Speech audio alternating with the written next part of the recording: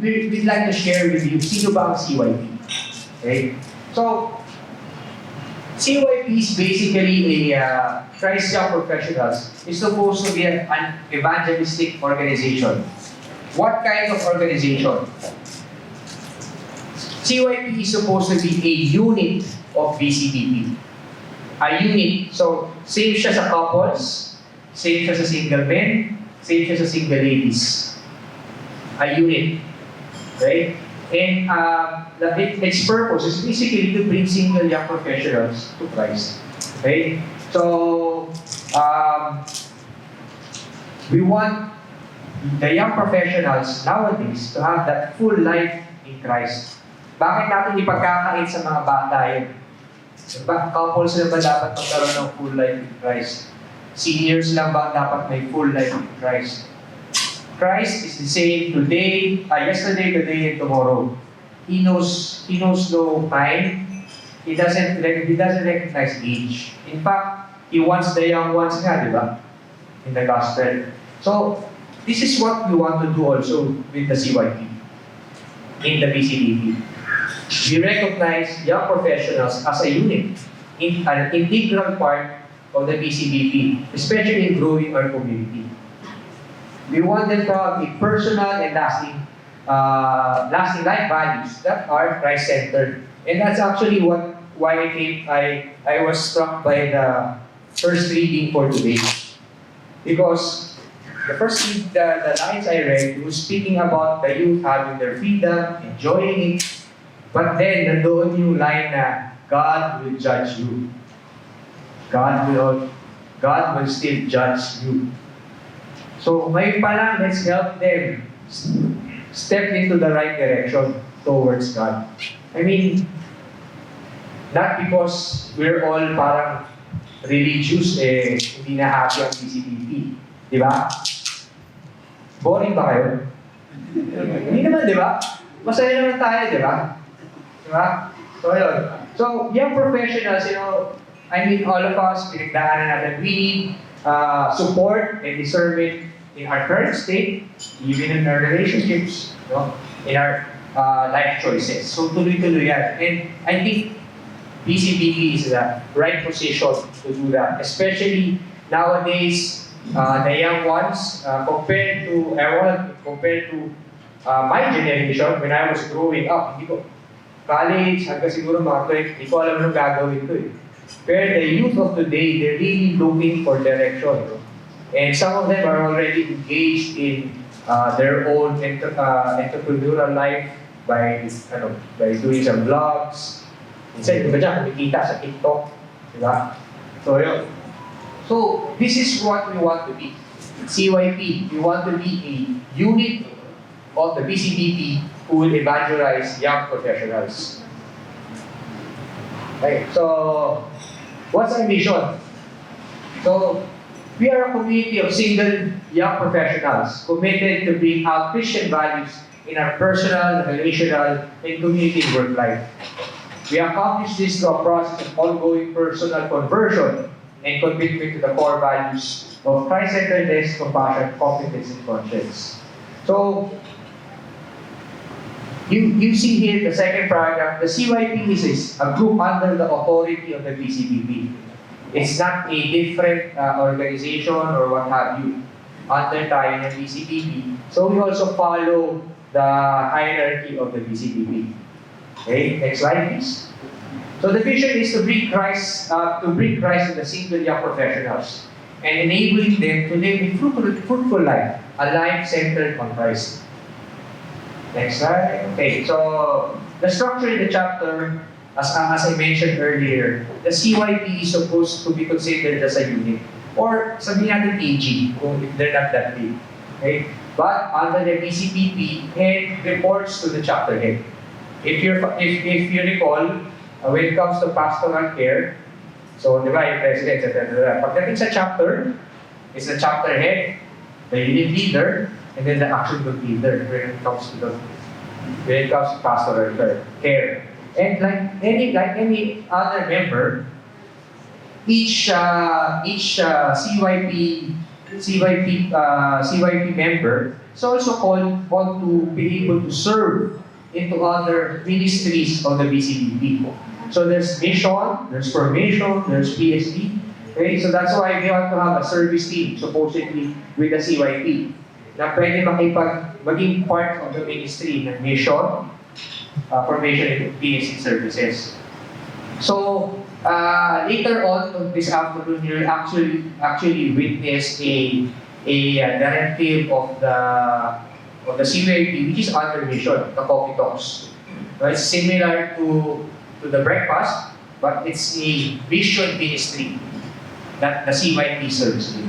So, very important that the CYP later on, once established, its plan should be aligned with the chapter plans. So lahat yan still under the chapter head's direction. And then of course, the regional and CYP group must be under the care and guidance of a base chapter. So this is for like Cebu right now. A chapter cannot have its own unit kagad or AG. Pwede magsama-sama. So Ariel will have more details for that later on. Okay, next slide. So for the long-term objectives, I'll just run this through. Because the details, pag-meeting, ayusin pa namin. This is a very, how would I say, difficult task, especially with what's going on with the changes in technology, etc. And of course, with the ongoing pandemic, we're still in the process of planning and laying things out. But overall, this is a summary of our long-term objectives. So, under mission, basically we want to expand the CYP by establishing more units in the dominant PCBP chapters here in abroad. But namin nilagay abroad because in Singapore and in Canada, there's already CYP there. Okay, so I think there's really an opportunity as well in sa abroad. Okay. Next is we want to further develop and implement an effective recruitment and retention program for young businessmen and professionals. As Bro Marvin said earlier, we don't want to experience that na biglang tatawag dito, which ang sakit sa tenga, dito na kaya. So we don't want to hear that. Sana man lang kahit kuya na. Kuya. Okay. When it comes to formation naman, we want to have a formation program that would help the members grow spiritually. We always hear this, no? Iba yung matanda sa bata, iba yung which is actually true. The needs of the younger professionals who are more keen to focus on career or probably looking for the love of their life, no? Iba yung kanilang focus as compared to couples or yung ibang medyo mas naghahanap ng legacy. But at the same time, this doesn't mean that their needs are less important. So we have to have something for them. And as I said earlier, see, Christ is for everyone. So the floor is open for clarifications, questions, inquiries. Okay, I'm Angel 2.0 from BCBP Mactan. Question about how about those members who are already members of information or actually members of the BCBP already who can be classified in this category? So should they undergo another CLP or create a new unit for them? Actually, if they're members already, good for you.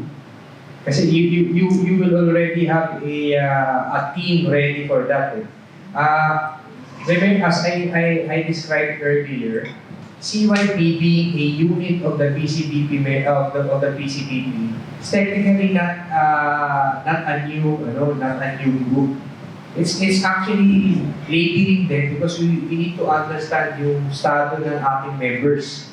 Single men, single ladies, couple. But if you already have members who you have already undergone ng CLP, nagkaroon ng probity, just so happens they fall under this category, you can call them, they automatically they are considered CYP. So that can be their unit, and then they're the ones who can handle the ministry for the CYP, like putting up the coffee talks. Okay, just a reminder that the coffee talks is like the breakfast, is a mission ministry. It doesn't even have to be lang puro young ang mag-serve. You can also tap, but the target of this ministry is the young professionals. So eventually, it will be filled with young professionals. The mature members, although we do not exclude them, being young, having a young group, they will always need guidance. So that's why there's kuya and ate, not tito. No tito and tita in our yun lang. Thank you. Good afternoon. I'm Julius from Ormoc Southeast. I have a serious question. Is it required that the setting or venue be on coffee shops? Kaya dahil sa Ormoc kasi, kung yung mga coffee shops, kamalilit na, it can create mga pinto kadami. As long as important, there's coffee. That's why we call it coffee talks. Pwede siyang, for example, we are having coffee talks here later, but this is not commission. Diba? So, pero may kape. Yun ang importante kasi the young professionals loves coffee. Dito, may coffee, but you have an option not to drink coffee. Kumbaga, it's just like an easier way of a casual way of describing an important occasion. So, coffee talks. Can we invite LGBT, BBQ? I mean, I think even in the BCP or the church as a whole, we want to be inclusive as much as possible. And if it's going to be an opportunity to bring them closer to the Lord, why not? I mean, your orientation is not a sin, except when you're already practicing. Diba? So, kunyari, may tendency yung na mas attractive sa gano'n. I don't think the Lord will condemn that person gagawin. That person can always change, and I think a community would be a perfect opportunity to help them out for that. So, I don't think that would be it should not stop us from reaching out. Then how can we attend coffee talks? Kanang kinahanglan ba siya na pwede ba siya attend coffee talks na di pa siya PCPP? I think the question is, if to attend the coffee talks, you have to be a BCBP member or who have already attended the CLP. Tama? Is that correct? Or the record? No.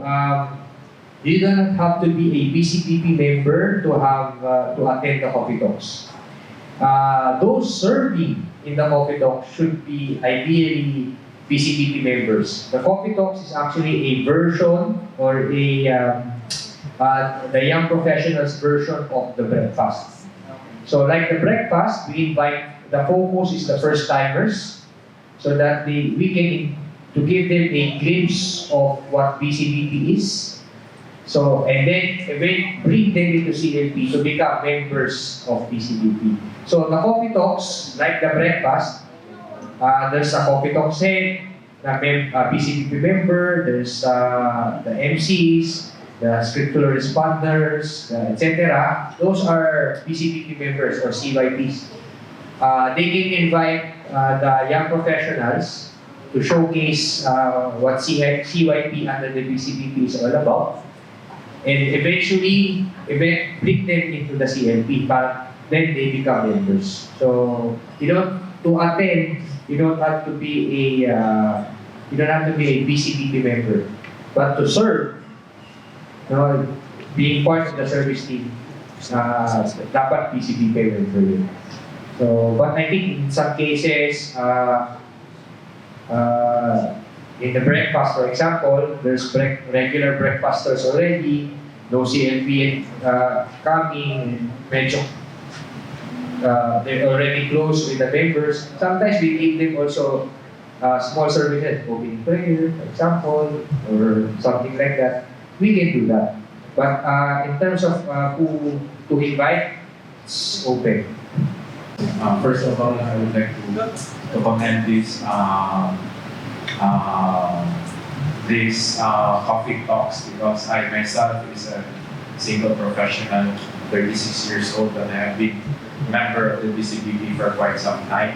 So when I entered the BCBP, I also have the same feeling or the same experience in which for the first few years as BCBP, I like to because it feels awkward to be with my titos and titas. But just lately, I started to attend BCBP and to be an active member of the BCBP. So I'd like to commend this action that the BCBP now. So the question is, since now we have coffee talks that are dedicated for the target market in which the young professionals, 21 to 37 years old. My first question is, do these participants of the coffee talks are also required to attend the breakfast? So, for example, if I'm a participant of coffee talks, do I have to attend also the breakfast of the BCBP for married couples or prospects who wish to enter the BCBP? In our case, number one, the attendees of the coffee talks, the first timers, we also invite them to the breakfast. So eventually they also see.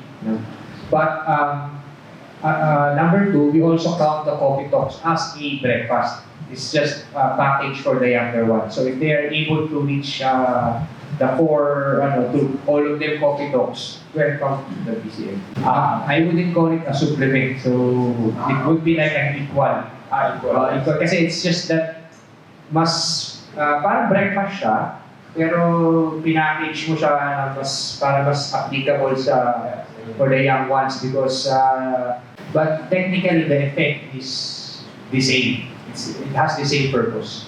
I'd like just to ask for clarification with regards to the slides. So for this year, let us say for example, Ormoc South or Southeast or North wouldn't have the number to conduct its own coffee talk, so they can merge, have like for example, like Ormoc coffee talks before they can hold a chapter-based coffee talk.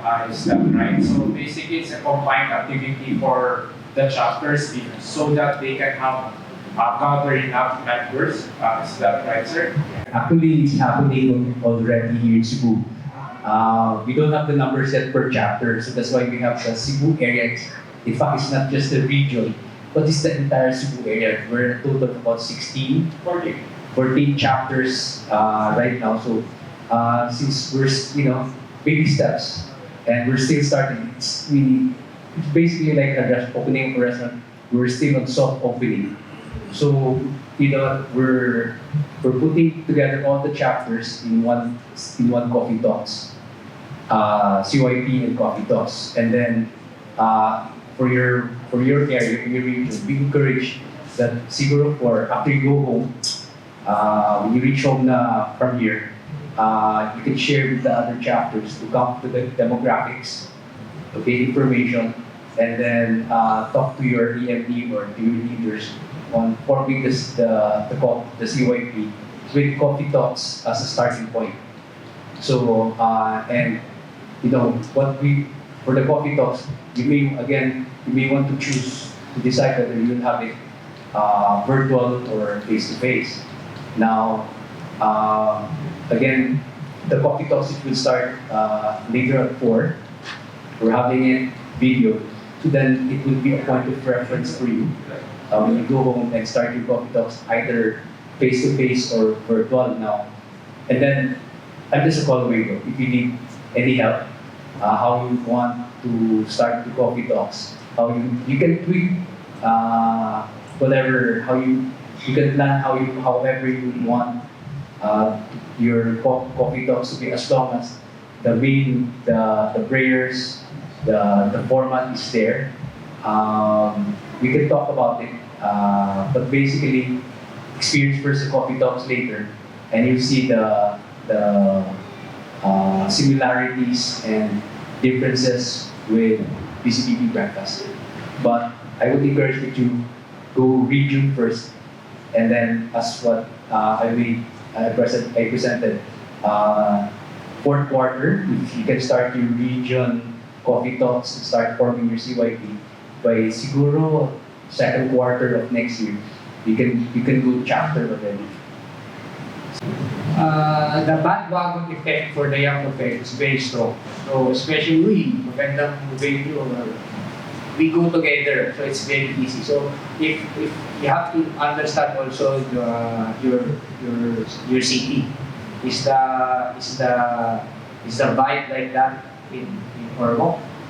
Or no? If not, if more popular siguro yung nasa food court or something, mga food park, something like that, maybe that would be a more appropriate venue, or I don't know. Pero dapat syempre, when you choose a venue, it's always the venue has to be private and soundproof. I mean, yung kumbaga magkakaintindihan kayo, and it has to be private.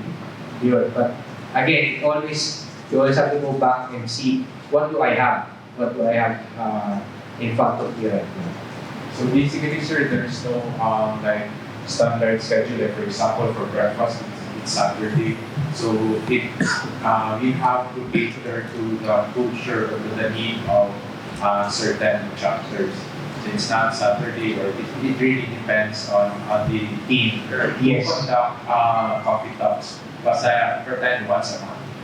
Yes. Well, actually, in our chapter, we're being encouraged to do it twice na now para to be able to tap more people. So we did it once a month para unti-unti. For a start, once a month. Once a month kasi baka mabigla. Pero we've been hearing sa dalasan nyo na yan. Kasi kaya naman. So, meron biglang pandemic. So, Thank you very much. Forward. Yeah. If I'm not mistaken, what is important if you do the clustering? If you go for basically the site of Cebu, we do it by area, no? Kasi gusto mag-gathering na lang CYP participants. What is important is just that you need to appoint a lead chapter. No? You choose among the chapters who's gonna lead that. But at least you have somebody to. Kasi it's also very important to have somebody to lead it. Rather than if you're having a problem, you might have 3 chapters, but you don't know who's gonna lead. No? So you need to choose among yourself the chapter who's gonna spearhead the event, the CYP event. That's all. Thank you. Sir, for our last 3 questions, we're running short on time. So 1, 2, and 3. Okay. Additional question about the service team for this celebrity talks. Because our single men in our chapter, probably in other chapters as well, so can we make younger couple as service team for the celebrity talks? Yes, we definitely encourage yung mga young couples ng BCBP for a starter na maging service team. Kasi doon tayo kukuha ng mga service team sa mga members ng BCBP. So, kung mapapansin ninyo, hindi lang halata, yung mga bata pa naman kami dito sa tatlo. So, dapat talaga mas maganda, young couples. Pero kung wala, definitely someone from the BCBP, members of the BCBP of your chapter, to spearhead yung CYP coffee talks ninyo. Kung meron ng, kaya may mga member na kayo katulad nung sa Ormo, pwede yun. Pero kung wala pa, couples, young couples, or kahit not so young couples, basta willing to serve, yun ang importante. Important, may energy pa. Then, seriously, because yung iba, mahilig pa sa, after coffee, in our case, coffee talks is at night. And then they have friends. Tapos na yung coffee talks. They still want to hang out. You have to watch over them. Hindi pwedeng, tapos masisisi si BCBP. Yung anak ko, nagating na ganito, umuwi siya lasing. So, hindi ko pwedeng gano'n. I mean, that's why it's encouraged that it's also young couples who watch over. That's why there's ate kuya is Actually, ganun tama yung sinabi ni Andy. When me and my wife were handling sa Quezon City pa na CYP, after ng coffee talks, may tinatawag silang fellowship. So yung tingin nila sa amin, parang cool ate, cool kuya. Kasi sumasama, we're not saying na mas matanda kami or ano. Pero at least, iinuman sila, kwentuhan, kasama naman dito. But, tinitingnan din namin na sana wala rin mangyaring masama sa kanila. At nagkaroon din sila ng discipline. Kaya once nung we let go of our service sa chapter namin, may discipline na sila na hindi tayo pwede masyadong malasing. Ayaw nilang huwag tayo masyadong maging they look after each other. Kasi for them, their brothers and sisters, magkakapatid na sila, magpapamilya sila. So they look after each other. Maganda rin yung ganun. Nagkakaroon kayo ng relationship. Good afternoon. I'm Alec from Business Center. Nandito natin ulit regarding sa PCLP. Hindi clarification lang po, kung meron bang separate modules for CYP, kasi yung usually na PCLP, may mga talks doon na for couples. Yan lang po, may separate modules po for CYP regarding the CLP. I'm trying to recall the module for couple. Family life, yeah. Well, yeah. I think right now there's no specific separate, especially the family life. No? Usually, what we do is, at least in the case of Taguig, I think we cannot avoid this. In our case, it depends on the DGLs that we choose to manage the participants. And then we also make sure that if the CLP has CYP participants, so the speaker will be informed of that. You know? In terms of family life naman kasi, although there's the discussion about the couples, we ask the speaker to talk about the children as well.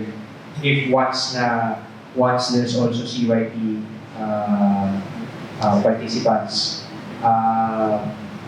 but in the case of Quezon City, because actually the brand of CYP started with Quezon City, and that's the reason for the Live High Retreat, because it's more catered to the younger palette of the young professionals. However, considering that CYP is supposed to be a BCBP unit, we have to follow the guidelines as much as possible sa BCBP. So that is among the projects that Brian and I and the rest of the team that we are still working on.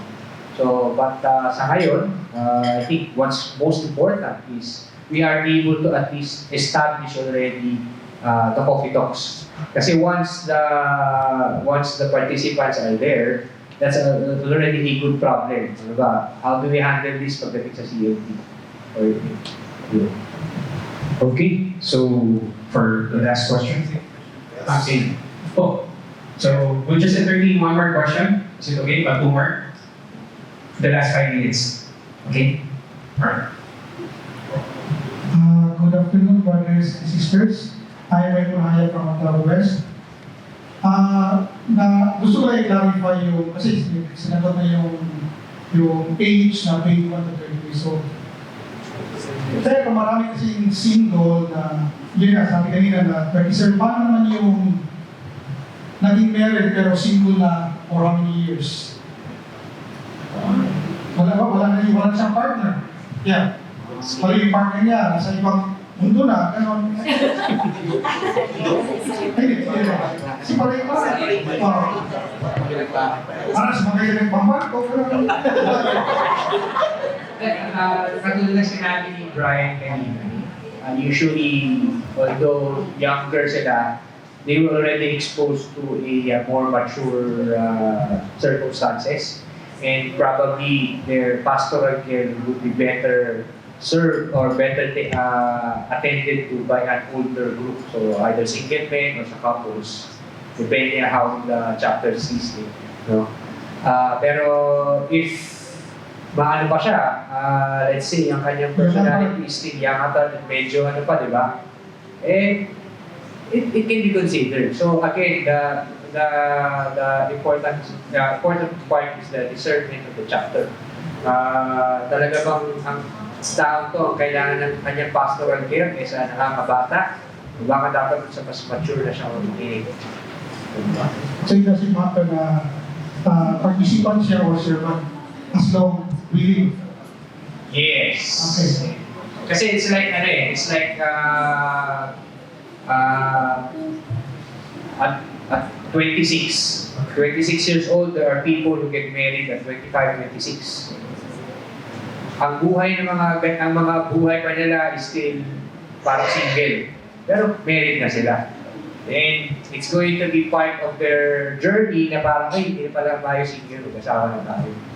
So, eventually, parang yung mga ganun, pwede mag-serve sa CYP.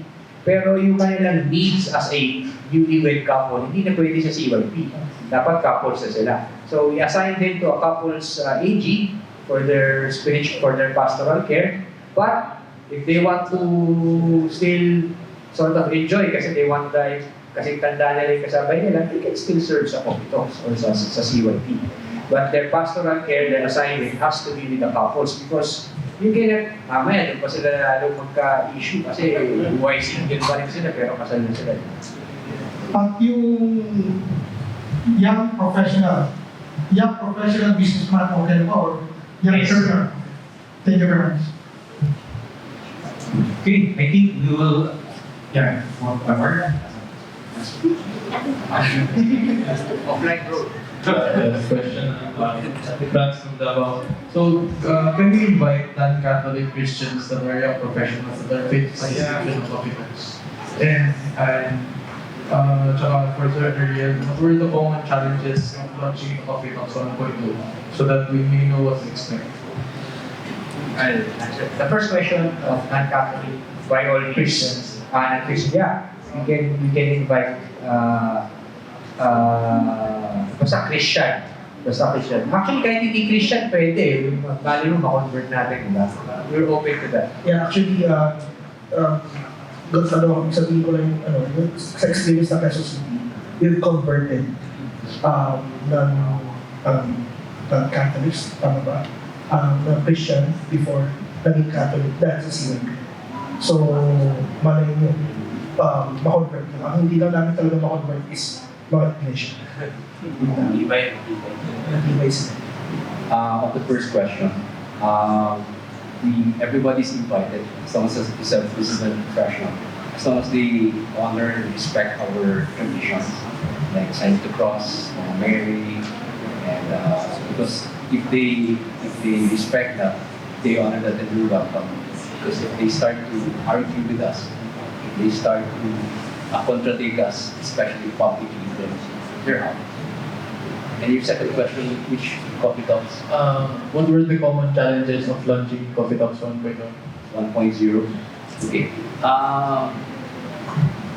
Well, we came up with a team, and then I learned from these guys what were their best practices, and then the venue because again, the budget. We were kind of low on budget. So, and then inviting, senior professionals are very energetic. They have so many plans. And then joining a coffee talk is not part of the priority. So,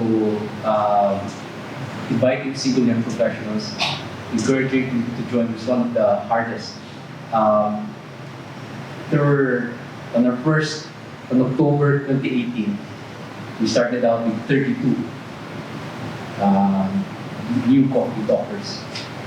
Towards the end, as we moved along, on the months that passed, there was even a coffee talk, we only had one. So, we needed to come up with strategies, really follow up. That's why we came up now, we have baristas, which are the servants, no? The digitals, really follow up, and then come up with really interesting talks that would make them appreciate coffee talks and would want them to come back. So plan ahead. One of the things that you need to do is plan ahead so that you can prepare well. You have to go into the psyche, the interest of the young professionals to be able to draw them in and make them come back to more coffee talks.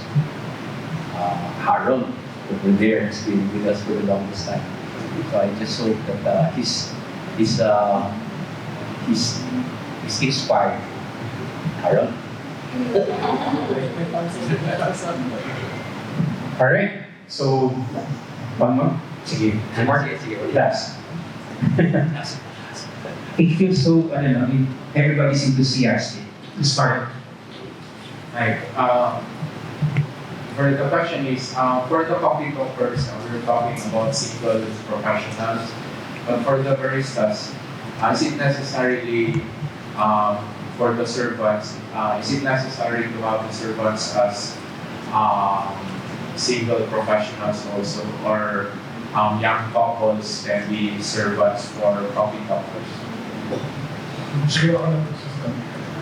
For a starter, siguro kung wala kang single professional pa kayong capable of being an action group leader. When we first started in Quezon City, yung mga titas and titos ang mga action group leaders nila. Siyempre, we need to face the situation na wala pa at that time. So they started, the titos and titas started the CYP.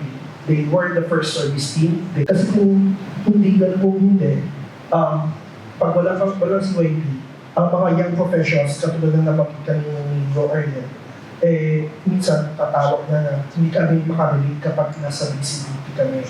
Diba? So iba pa rin yung, syempre they're talking to the more mature young professionals, yun yung mga leaders ng chapter ninyo. And eventually yung grupo nila, kasi ang mga young professionals, gusto nila, number one, gusto nila mag-share na kahit na hindi nila kakilala.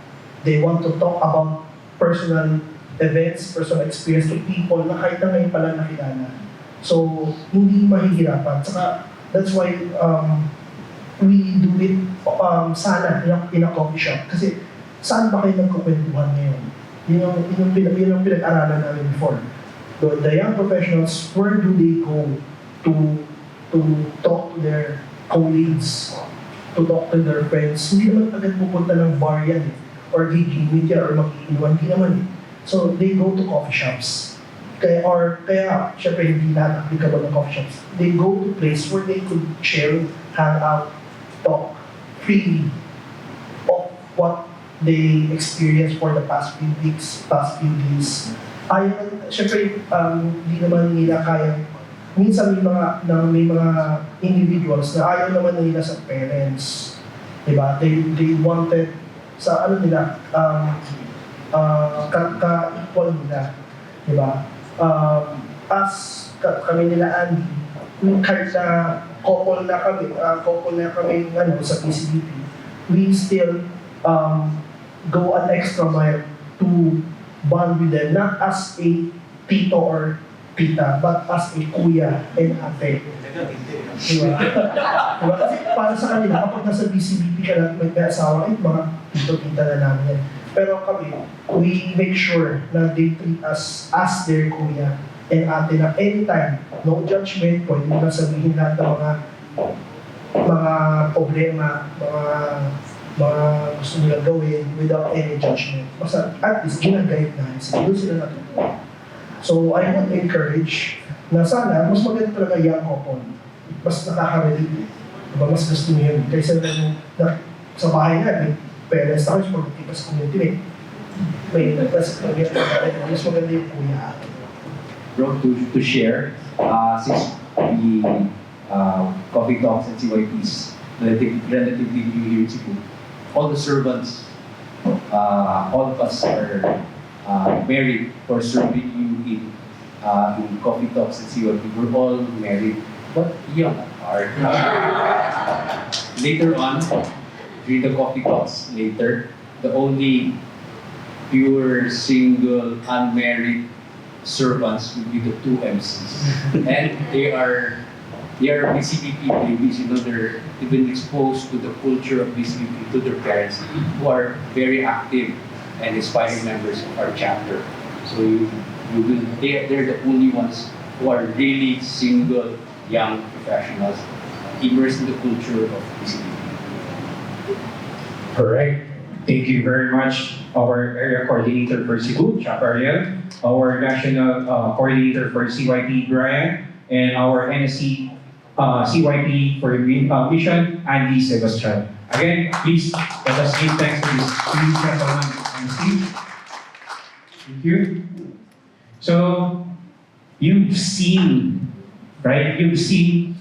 So, good afternoon again. First off, I would like to congratulate the leaders and the service team who have organized this conference.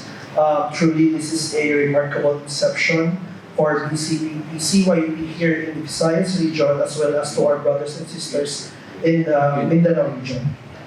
It is a great honor and privilege for us, me, my wife, Andy, and Alvin, to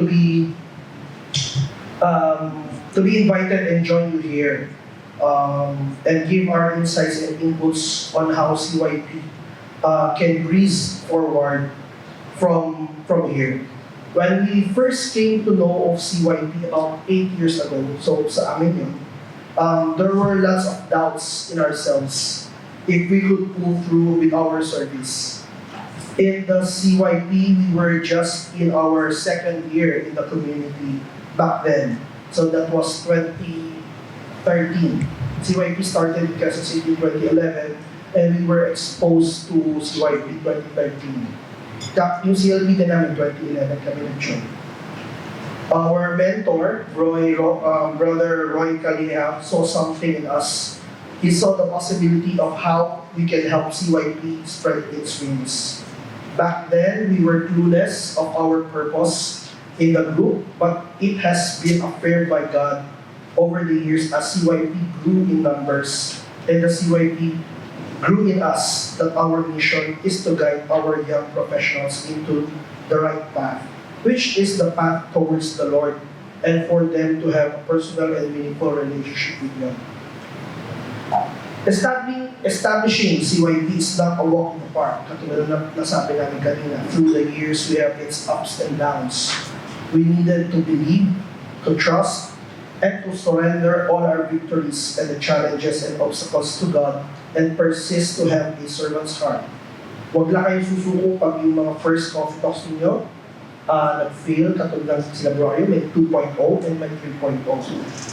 So, pumisige lang tayo kasi it's a service to God. Huwag po tayong panghinaan na loob. Let us be reminded that the bigger the challenge, the bigger and sweeter the joy once we overcame it.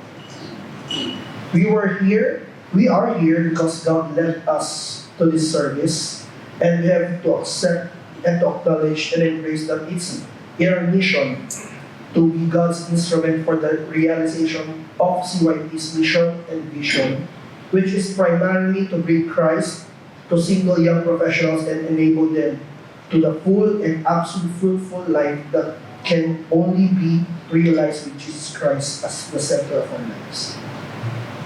In our chapter, members who were just college graduates, from the time they found their first job, got into a relationship, and now entering into a marriage life, we were witnesses to their journey all these years. Actually, last night, we just attended a wedding ng CYP. Nagkakilala po sila sa CYP. At saka for the first time, sa isang wedding reception, may praise and worship. Diba? So, yan ang magagawa ng CYP sa mga buhay ng mga young professionals. Truly, it is a rewarding experience to be with them in their journey in life. Honestly, halos lahat na ng mga nag-asawa na from CYP got us to be their godparents. O mga ninong-ninang na po kami. Some of them already moved from CYP into the BCBP community, mainstream as a couple member. So may mga na kami, mga graduates na po ng CYP na couple na po siya, they have their own action group. Nasa BCBP na po sila. The community's effort is now bearing fruits.